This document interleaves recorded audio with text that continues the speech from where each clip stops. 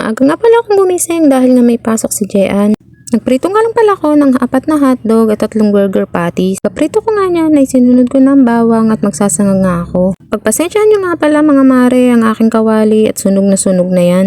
Pagkalagay ko nga ng bawang ay sinunod ko ng kaning lamig. Halo-halo ko nga lang pala yan hanggang sa maluto.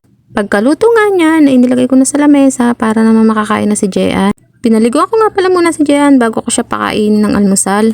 Mahilig nga pala siya sa ketchup at hindi nga ito mawawala kapag prito ang ulam. Pagkakain nga dyan ay binihisan ko na siya para naman makapasok na. Pagkatapos ko nga siyang bihisan, ang sabi ko sa kanya ay antayin niya ang papa niya. Bumabiyahe nga muna ng tricycle ang daddy niya bago siya maghatid sa school. Sa mga punto nga na yan ay inaantay na nga namin si daddy na makabalik. At nang makatating nga si daddy ay sumakay na kami para naman maihatid na to sa school. Naka-face mask pa rin siya dahil required pa rin sa school nila na mag-face mask. Nandito na nga pala kami sa may school at nilakad na nga lang pala namin dahil hindi nga pwedeng ipasok ang tricycle. Sa mga punto nga na yan, naglalakad na siya papasok ng school. Ingat ate sa pagpasok. Yun lang, salamat.